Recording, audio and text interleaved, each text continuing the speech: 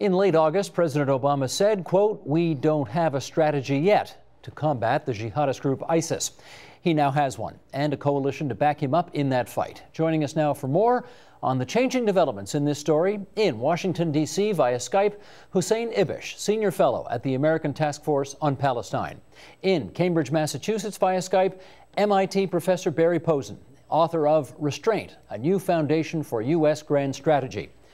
Back here at our studios, TVO's Foreign Affairs analyst Janice Stein, now the director of the Munk School of Global Affairs, at least for a few more months anyway, and Kamran Bukhari, Middle East advisor for Stratfor and author of Political Islam in the Age of Democratization. And it's good to have you two here in the studio and our two friends on the line from the United States. Janice, the president made what was a widely discussed speech on the 10th of September. Since then, what has the United States done in its fight against ISIS, IS, ISIL, however you want to describe it? Well, what we've seen so far, Steve, I'm not sure we'd call it a strategy. What we've seen are airstrikes. He and the president has repeatedly said he will not commit troops on the ground. The airstrikes have expanded to Syria, but not much has changed on the ground since these strikes began. Is it a war? Of course it's a war. When you're bombing from the air, it's a war. I thought only Congress, time I looked. I thought only Congress could declare war. Yes, you're absolutely right that Congress should declare war. Our parliament needs to debate before we commit our forces to combat. And so what do? We blur the lines between all-out war, little war, partial war. But when planes are bombing from the sky, I don't know what else you call it. If it looks like a duck, walks like a duck, got it. President Obama has been adamant about pointing out this is not a U.S. going it alone mission, that he has friends in there with him. Such as whom? Such as the 800-pound gorilla in the Middle East, Saudi Arabia, such as UAE, there is Bahrain and Jordan, the smaller partners, and Qatar as well. There is another partner that the United States would like to have on board. It's Turkey, and Turkey is sort of saying, you know, let's first figure this out. We don't want to sort of dive into it just right yet. Why are they hedging like that? Simply put, they don't want to look like what Pakistan looks like today, 30 years, 35 years after the war against the Soviets. They see a fire burning on their southern flank, and when all is said and done, they don't want to get burned, and they just want to be still standing. We'll pick up on that a little bit later. I want to read something for Hussein and Barry to comment on. This is Stephen Walt, professor of international relations, not too far away from MIT at Harvard, who said this about how to respond to ISIS. He said, "I think that first of all, the United States should remember that we have spent the last 15 years trying to use military power, including military assistance, to try and organize the politics of this region, and we have failed miserably. To believe that we can go in again with air power primarily and some special forces and eliminate this problem is fanciful. This is going to be ultimately a problem for locals to deal with, not for the United States to try to deal with. And because it is not a vital threat to core American security interests, it's one we should stay away from."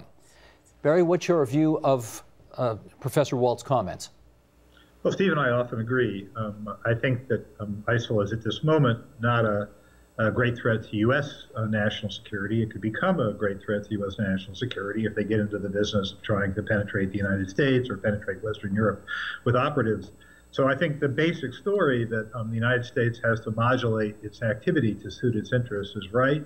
I think the point that the United States has spent a lot of time trying to reorganize the politics of the region, has had little success, is also right. I think if the United States is going to do anything at all, it should be moderate. It should be confined to trying to contain ISIL where it is and watch it carefully, and if need be, strike preemptively if there's evidence of terrorist plots. But the basic idea should be to contain ISIL and then try to encourage the local countries to do what they can to either eradicate this threat or to inoculate themselves against it. Hussein, as you analyze this conflict, does it appear to you yet whether ISIS, ISIL, IS is a threat to quote-unquote core American security concerns? Oh, I think it is, clearly. I mean, obviously, if you very narrowly interpret that as meaning domestic terrorism in the United States against Americans, or even terrorism globally directed at American interests, maybe not. because this organization clearly has postponed a direct battle with the West. They would prefer to build what they call their state, to do this methodically, and to acquire a much greater power before taking on the West and the United States directly. However, I think they're maybe this is being forced on them. But I think that there's a much different way of looking at American interests and Western interests generally, particularly American ones, which are global and regional. The United States is a major presence in the Middle East. The United States is the predominant actor in the Middle East. It's the major power in the Middle East, and it has all kinds of interests, from Gulf security and the flow and pricing of oil, the security of Israel, and various other interests in the Middle East that mean that, and plus it's very heavy military presence there, which mean that I think you can't look at a seismic shift and a threat to the regional state system and regional security this profound and say it's not a threat to American interests. It clearly is. Kamran, having said that then, given the current path that America finds itself on with its Arab friends in the region, is it possible to do what the president said, namely degrade and ultimately destroy ISIS? In theory, it is possible, and perhaps in the long run, it may be achievable, but it's going to take a while. And when I say a while, we're not talking years. We're probably talking, decades, because it's not just destroying ISIL. You can destroy something, then something else pops up. It's about creating a new framework for Syria. We have a framework of sorts in Iraq, but we need a new framework for Syria in order to prevent non-state actors from exploiting the vacuum. That requires not just working with Arab states, that requires working with Turkey, working with Iran, making sure that all the stakeholders are taken on board. The question is, and of course there's Israeli security as well over there. Mind you that the Golan area in Syria is a base of activity for the Al-Qaeda branch called Al-Nusra, of course in alliance with other factions, but nonetheless Israel has a say in it as well. So the question is, how do you bring Israel, Iran, Turkey, the Arab states, and say, okay, let's find a solution that's acceptable to everybody and basically satisfies everybody's security interests? The president also said no boots on the ground. Said he was elected actually to get America out of wars in the region, not put them into wars in the region. Is that a commitment he should have made, Janice? I think he had no choice politically but to make it, because first of all, domestic politics matter in every country. They matter in the United States. It's an election year. No president in September could, right before midterm elections, say they're going to be boots on the ground unless it was an obvious catastrophe for the United States. So I think he had no choice. But I also think that's probably right, Steve. We can agree, Kamran and I, and Hussein can agree, that there is a significant threat to the broader national interests of the United States, but still argue that you need a strategy of containment first, long before you get to destroy.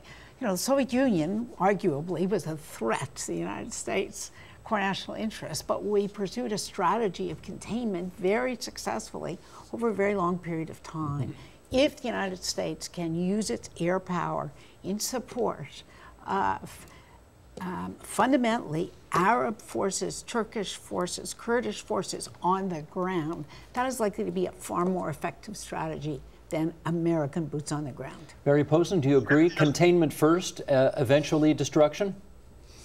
Well, I agree with the containment first. In other words, to the extent that the United States has some interest in the region, and they do rotate around, mainly around oil, the threat is rather limited. I mean, the ISIL would require an enormous increase in its capabilities to be able to actually threaten oil fields in the Gulf area. Enormous increase in its capabilities to conquer Kurdistan, to conquer Turkey, to conquer Jordan. That said, it's not to say it's not a problem at all. It's intelligent for the regional states to do what they can to contain ISIL. It's intelligent for the United States to help them contain ISIL. But the real rub is the question of what can be done if the president's objective and the objective of others in the region to destroy ISIL is to be realized. And this is incredibly difficult to do without ground forces. And it's incredibly difficult once you ejected ISIL from their main areas of strength to keep them suppressed. I mean, people have to understand this is a two-step war. First, it would involve destroying what what normal conventional fighting power ISIL has, and then it would demand a counterinsurgency against ISIL's presence throughout that area. So this is a very difficult security problem. Would require lots of ground forces. And the last time the Americans tried this, they weren't all that successful. I mean, I think it's pretty clear that though the surge achieved a kind of an enforced peace in Iraq, it did not destroy al-Qaeda in Iraq. ISIL are the sons of al-Qaeda in Iraq. So this idea that we have a way to destroy ISIL through offensive military action using either the forces in the region or our own forces is probably wrong. The smarter thing to do is to try and help the locals contain ISIL, and then wait and watch as they alienate the people over whom they've established overlordship, and as those people begin to get the will to oppose them, at which point those people can be helped. But basically, this is a local problem.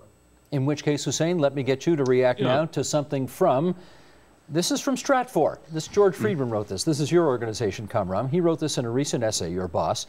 There is a tactic that will succeed, the United States making it clear that while it might aid the pacification in some way, the responsibility is on regional powers. The solution rests in doing as little as possible and forcing regional powers into the fray, then in maintaining the balance of power in this coalition. Hussein, it's not often that you hear somebody recommending a foreign policy approach as do as little as possible. Yeah. Do you think that's the right approach? Actually, we do have voices like that in Washington, and we do hear from them quite a lot. Do as little as possible is pretty popular, especially in the post-Iraq and Afghanistan and financial meltdown era. So it's not that much of a voice in the wilderness. It probably should be more. I don't get it. The United States is a regional power in the Middle East. It's a global power, but it's also a regional power in the Middle East. I think leaving it entirely up to states that we have asserted we are kind of the leader of and the bringer together of it's an odd notion, because it sort of posits that if the United States takes the lead, that will kind of ensure that the policy won't work. I think there's a great deal of mixing apples and oranges here. To say that, for example, there have been 15 years of American efforts, as Professor Walt was quoted just now, 15 years of efforts to do things in the Middle East, most of which have failed. Therefore, this won't work. It just is a kind of non sequitur. This is very different. I mean, you've never seen. It's not a non sequitur because this is the same. We're talking very about regrouping the politics of Iraq. This is the. No, wait. You've never seen 4 or 5, if you like, but certainly 4 Arab states come together with the United States and bomb another Arab state. I mean, that's quite unprecedented in the history of the contemporary Middle East. And, there's a function here. You were very sanguine about ISIL, but you're wrong about it. 2 years ago, if you had said that the successors of al-Qaeda in Iraq would be ruling Mosul, people, I think, would have laughed at you. There is a narrative force behind this group, and there is a kind of an ideological momentum that really does need to be broken here. Okay, let me give Barry Posen a chance to respond. This argues for containment, it doesn't argue for liberation. Yeah, Barry Posen, could you respond? I don't disagree with containment. Hang on, gentlemen, you're both speaking once, and I'm not able to hear. Barry Posen, please respond to what you just heard Hussein Ibish put forward. Well, I mean, if you look carefully at the stated strategy, it's to destroy ISIL, and the only way to destroy ISIL is to push it out of the areas that it has occupied. And as I understand it, there's 6 or 8 million Sunni Arabs living on both sides of the Syrian and Iraqi borders who are now living under ISIL control. Some of those people actually support ISIL's purposes. Some of them have allied themselves with ISIL. Many of them oppose the Syrian government, and many more of them oppose the present Iraqi government. So the problem is not just beating ISIL's conventional fighting power, their trucks with machine guns and whatnot on them. The problem is establishing governance. The problem is establishing a legitimate, respected security force. Yeah. And this is something that the United States can't do. It's something that the it can play a major role. The United States can. Something that the Baghdad government can't do. The United States can definitely play a major role with its allies in creating. And here's where I think we agree. Now, let me find a point of convergence here, if I may, which is it's implicit in what you're saying that the main force that will ultimately bring down ISIL in the areas where they rule is local forces, and I would say local Sunni Arab forces. It's not going to be global ones like the United States, and it won't be groups that are perceived as having sectarian leadership representing a sectarian Iraqi government in Baghdad, or al-Assad and his sectarian Alawite-led government in Damascus. It's going to be local Sunni Arabs in the areas of Iraq and Syria that ISIL is currently ruling over. I think we agree on that. The question is, do outsiders have a stake? And can they play a role in making that happen? And I think the answer clearly is yes. The do nothing or do as little as possible idea is just bizarre. Okay, let's get some wisdom in Toronto here. Let me jumping in here, I want to hear what, because you've both laid out your positions, and now Janice and Kamarang, I want to hear what you have to say on this. I don't want to disappoint my two friends south of the border, but I don't think there's much disagreement here. There's a lot of rhetoric, but there's not much disagreement. Hang on. One side says don't get involved very much at all. The other side says get involved big time. Barry said containment is a reasonable strategy. Hussein is actually saying containment because ultimately it's going to be local forces that are going to take on ISIS. And so there's more agreement around certainly what the near-term strategy looks like around this table than there is disagreement. It's not the first time, by the way, that Hussein, as you well know, that Arab forces have gone engaged in a coalition from the air. They did in 1991. When Saddam invaded Kuwait. What is different, however? That was the coalition George Bush, the father, put together. That's right. Here's what's different, and we haven't talked about this. Obama led this coalition from behind. He did not lead it from in front. He was pushed by the United Arab Emirates and by the Saudis. I've never heard in all my years in the Middle East apocalyptic language from those members of the Gulf, not Qatar, but from those members of the Gulf. What kind of language? It was, the United States is vanishing. The United States is abandoning its allies. The United States is absent. Obama is a catastrophe. The rhetoric and the... They said this publicly or privately? Well, they're very, it was public. It was public. Op-eds in the New York Times. Absolutely, it was public, and it was in all kinds of private conversations as well. So, in some sense, the dynamics are very different here. George Bush assembled that coalition, but he was pushed by Margaret Thatcher. Obama assembled this coalition, but he was pushed by Sunni Arab governments in the Gulf who see this as the last chance that the United States has to reestablish its credibility with Sunnis across the region. Now, that's hard to do, but that's the stakes. I don't think any one of us disagrees that the United States and global powers, international actors, extra-regional actors don't have a role. They do have a role. The issue is the regional actors, and I think that's what George was saying in his piece. Is that, and it's not just Sunni Arabs. This is George Friedman. George Friedman, yes, sorry. And so it's not just Sunni Arab actors. There's Turkey in there as well. As I said earlier, Israel has interests. But the one power that everybody's sort of skirting around is Iran.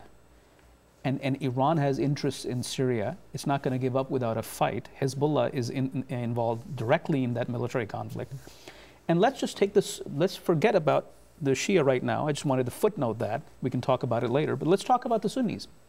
I mean, who are the Sunni allies that we have on the ground in Syria? I'm not talking about the state actors doing the bombing.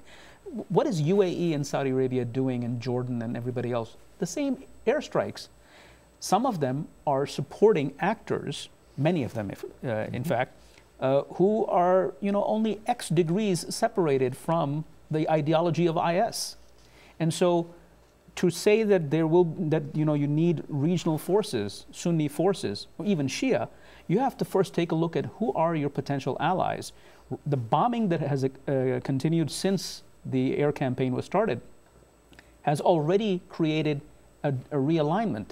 And that realignment is a lot of those forces hate IS, but they don't want to join the US coalition to fight IS, because it puts them in a strategic dilemma, and they don't really think a whole lot differently than IS.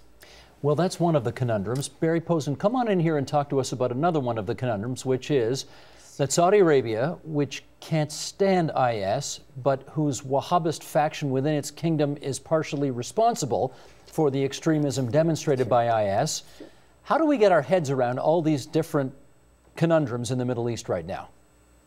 Well, I think the United States has to basically have some priorities here. The first thing we have to understand is that pretty much every group and every state in that region is out for itself. And when they complain that the Americans aren't doing enough, what they usually mean is the Americans aren't doing enough for them. Now, to me, it's quite noteworthy that Saudi Arabia, UAE, Jordan, these countries have agreed to cooperate against ISIL in Syria. They've offered no help in Iraq, none whatsoever. And the reason they were offering to cooperate in Syria is because they want to get the Americans involved ultimately in overthrowing Assad. And it's going to be very, very difficult for the Americans to practice this very fine-tuned strategy that only focuses on ISIL, but doesn't somehow help the Assad regime.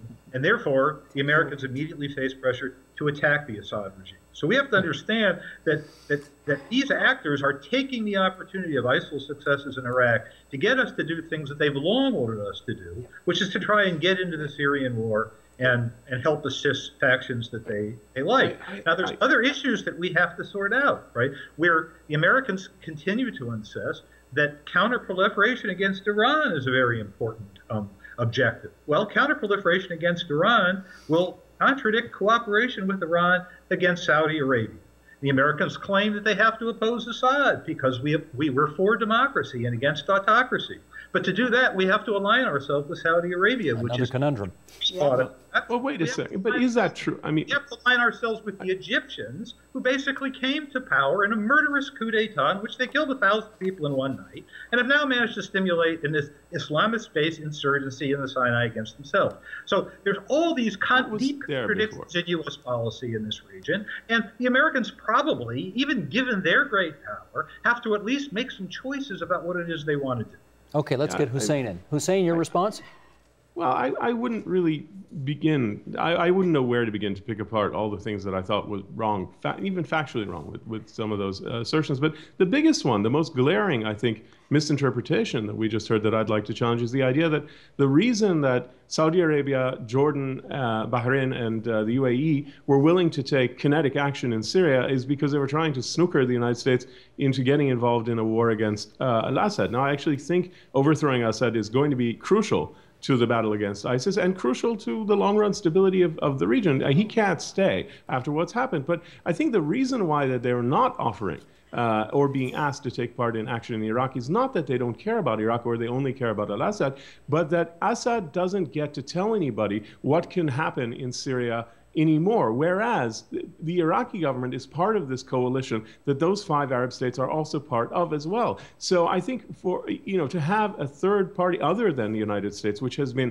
invited to take kinetic action in Iraq, to have other states that maybe don't have the same relationship with Baghdad, such as the Saudis, invited to bomb Iraq by the Iraqi government is a very big stretch here. And I think what is missing as well is an understanding that by bringing the Saudis and the Emiratis and others into this coalition with the Iraqi government, and by the way, the Saudis may be preparing to reestablish their embassy in Baghdad, it's actually a very good thing because it's cutting against the purely sectarian strain that has been very worryingly coming to dominate Middle East regional politics. And so I think that's what's really behind the Syria, not Iraq thing. It's not anti-Assad hysteria. It's the realities of the Iraqi government. Kamran Bukhari. I admire Hussein's work and I follow it quite regularly, but I'm going to have to respectfully disagree. If you topple the Assad regime while you're still fighting... You meaning who? We, the whole world, the coalition, sorry. If we do that, and then what we are unleashing is a vacuum. Even now, this strategy depends upon U.S. air power and allied air power coming in, softening up IS, creating a vacuum that hopefully, moderate rebels will go in and fill. We can't control that. We don't know who's moderate. We have no way of telling how moderate one group is from the other. On paper, everything looks nice. Does such a thing exist in Syria? Moderate rebels? I mean, in a conflict that's geosectarian in nature, I mean, moderation was out the window a long time ago. And so we can't, while we're doing that, and then somehow the Assad regime is to be toppled while we don't have another framework. I mean, look at Iraq. We have a framework. It is called the Iraqi government. It doesn't work. It works somewhere in between. But even, and I will agree with Hussein that Saudi Arabia is supportive of that. But there is a consensus there that you need to bring the Sunnis back away from IS towards this. They become stakeholders in the system. You don't have that in Syria. You don't have, you're creating a bigger vacuum if you go from IS or even IS at the same time as the Assad regime. I mean, that's going to be a disaster. Can I say about, go ahead. One just big fast point before you ask me, Steve. If we think out of the present moment for just a minute, we are seeing the breakdown of two states at the core of the Middle East, Syria and Iraq. It's not at all clear that they can be put back together again. Or if that would be desirable or if anyway. that would be desirable anyway. So here's where I do agree with Barry, that the United States has to make some choices because the cleavages in the region are now so profound. There's no way you go into Syria and bomb IS and not expect it to strengthen Assad. Of course it will. There's no out in the short term. So here's where I don't think Obama really has a strategy in the sense of a grand strategy. What's the view of the United States on the reconstruction of Iraq? What's the view of the United States on whether Syria will ultimately be divided? What's the view of the United States on whether there is an independent Kurdistan in the cards coming? You can only duck behind the preservation of the status quo for so long. Do they have answers to those three questions yet? They do. There are private conversations. There are no answers yet that are official U.S. policy, because to answer any one of them would be to make enemies of others. But ultimately, Barry's right. Behind what they're doing, there has to be a willingness to discuss some of these bigger questions. I think you're going to see some changes in policy after the election, because you're absolutely right, Janice. I mean, it doesn't all add up. And I think Carmen is right also about the conundrum with al-Assad. So what's necessary then is for this long term, I mean, Obama is talking about 3 years, maybe even longer, for the anti-IS campaign to bear fruit. That's also plenty of time to start to create a kind of negotiated regime change in Syria by changing the dynamics on the ground. And I really do think it's a mistake to think that in the medium and especially long term that bringing down IS will benefit al-Assad. In fact, the rise of ISIS, that has been the key to regime survival in Syria. And so sure, in the very immediate term, it might benefit Assad, but I think both in terms of the dynamics on the ground in Syria, it won't, because it really takes on his main argument for why he should stay, which is the badness of ISIS. And it also creates a situation where I think the West and the region and whatnot have a clear interest in getting rid of him as part of their effort to get rid of ISIS and contain ISIS, and vice versa. So they become, again, sort of symptoms of each other, as they have been all along. Let me ask Barry Posen. Iran was touched on earlier, and I want to bring them back into the conversation here, because even though Iran and the United States do have some intersecting mutual interests here, Iran has not been invited into the coalition that is attacking ISIL. And I wonder, Barry Posen, if you think they should be or should have been. Again, I think it all depends on priorities. The reason they won't invite them into the coalition is because they're still in a major politico-military dispute with Iran over its domestic nuclear energy programs, which contain within them the seeds of the possible nuclear weapons program.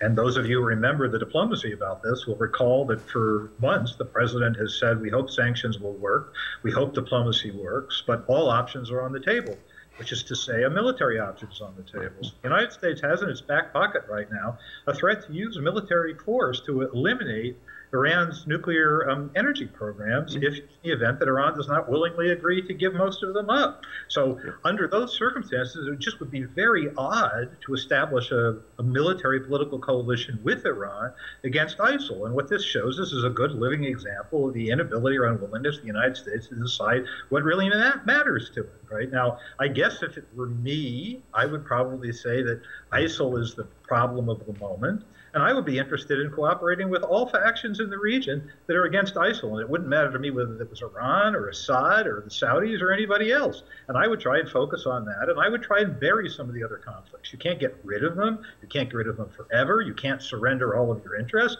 But I think, the Americans, contrary to what they may believe, don't have enough power to get their way on everything. In other words, to get rid of Assad, to get rid of the Iranian nuclear energy programs, to not just contain ISIL, but destroy it, to basically continue to support Israel and whatever its projects are, to support the Egyptians and whatever their projects are. This is a long list of things, all of which involve capability, diplomacy, in many cases military action, in some cases war, right? So doing all this at once is a great big job. And to decide to take all this on, which is what I'm hearing here, is basically to decide that the Americans are taking on a 20, 30-year, 50-year program of reorganizing the politics of the Middle East. And here I think we come back to what Steve Waltz said before, which is, gee, we've been trying this for 15, 20 years. It's not working very well. Maybe we should try something else. Kamran Bukhari. Over a year ago, our chief geopolitical analyst Robert Kaplan and I co-authored a piece called Balancing Shia and Sunni Radicalisms. And I think that's what George was talking about as well in his piece, is that ultimately this is a conundrum that there is no immediate solution for. You have to somehow do business with Iran and its opponents to achieve some form of framework that will not allow non-state actors to exploit the vacuum. Let's parse out, the Iraq-Syria from being a singular battle space into two separate nation states. Right. Within the confines of Iraq, the United States and Iran are cooperating. It's not being, telegraphed through press releases. In fact, the press releases from both capitals deny it vehemently. There's no way the IRGC and the U.S. military is working in Iraq with the same actors against IS and not stepping on each other's foot. So, accidentally or in some kind of There has league? to be coordination. There has to be an understanding. You can't both be working with the same actors against a common foe and not run into each other, to say the least. You go into Syria, the picture changes. Perhaps there is a way for Iran and the United States to cooperate in Syria, but then the question is how? That requires, as Janice pointed out, accepting that Assad will benefit from the attack on IS. How can the Obama administration, keep its face straight and say, well, we're aligning with a regime that has 200,000 people killed on its orders? Janice, how about the enemy of my, the enemy of my enemy is my friend, and maybe not for a long time, but in the immediate term, we're all on the same page, so let's just do it. That's right. So that's fundamentally the argument, that this is a tactical compromise. You make the tactical compromises. So why not say it? You need to make. They don't say it because of the sectarian divide in the Middle East right now, which is the Sunni-Shia sectarian divide, which we've skirted around, but which is so fundamental right now.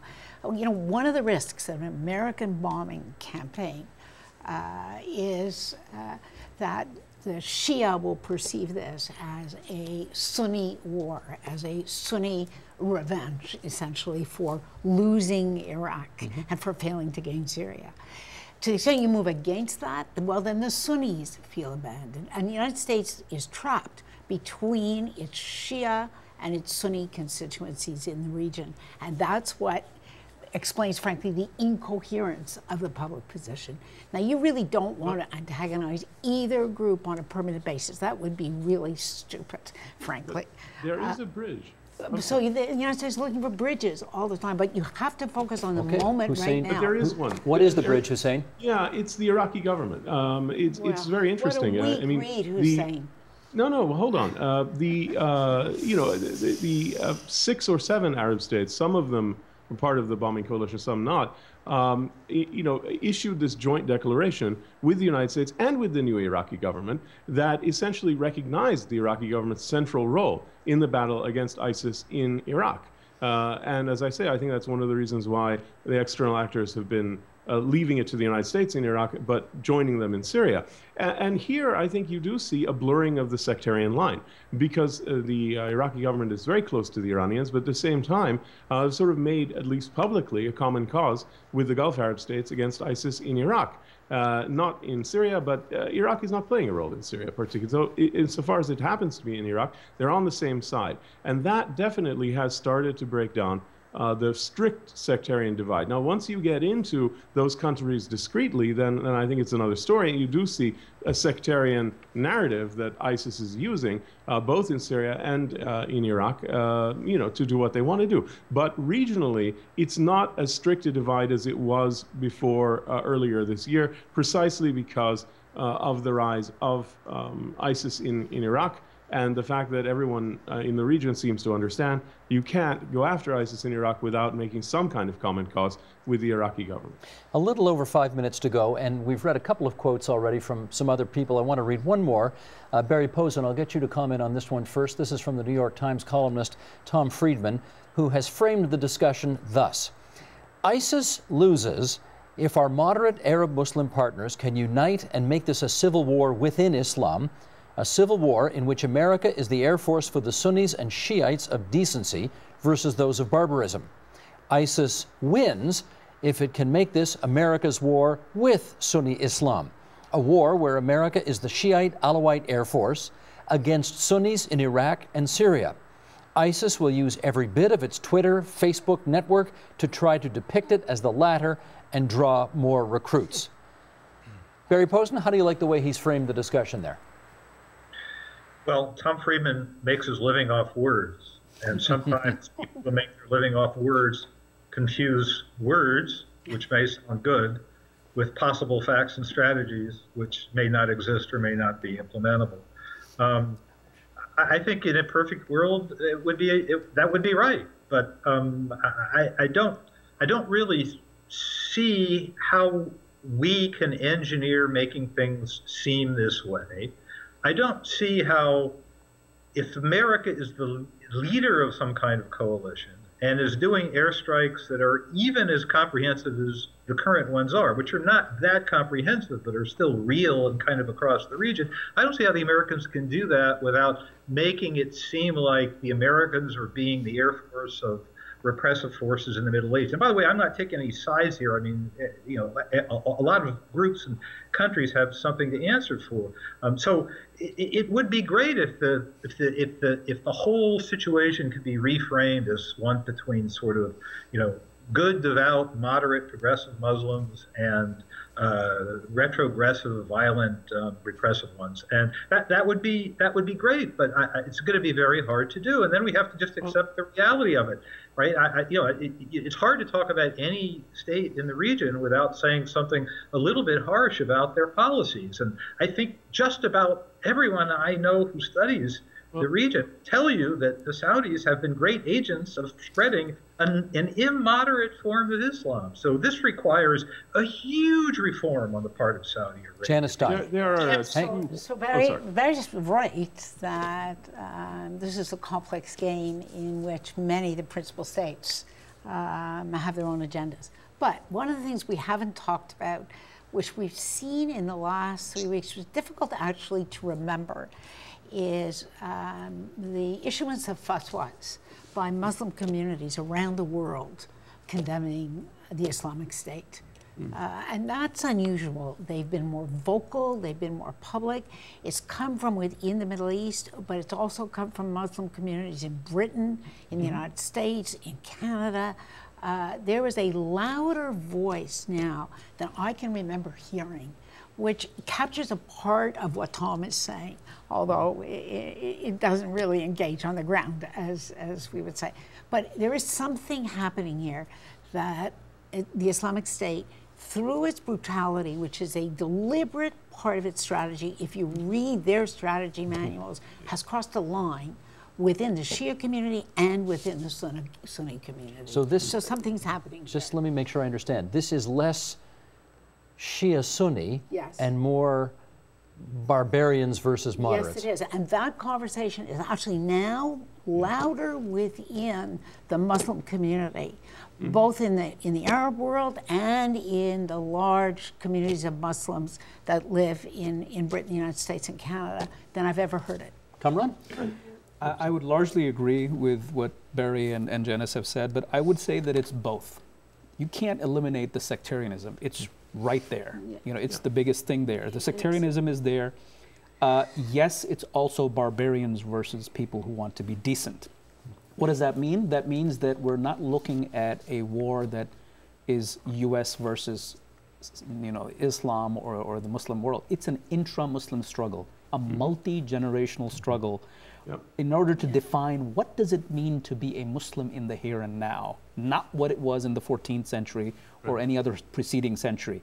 And that can't be separated from the idea that, you know, there are sectarianism. And if you allow me, I'd like to add. I got 20 seconds, so go ahead. Sure.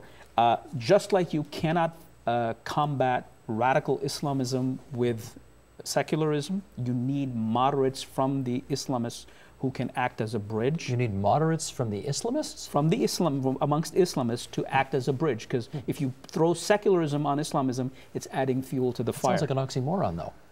Well, I mean, we need another show to debate that. in which case, sorry, I'm plumb out of time here, guys, but let me thank Janice and Kamram for being here in the studio. Hussein, I want to thank you for being on the program again, and remind everybody that you were actually up here with us in Toronto not too long ago. And I say that because Barry Posen, we want to make sure that next time you are up here in Toronto, you make sure you let us know, because we'd love to have you on the set and we can pick up on where the conversation left off. Thanks very much, everybody, for joining us tonight on TVO. Thanks, Steve. Support Ontario's public television. Donate at tvo.org.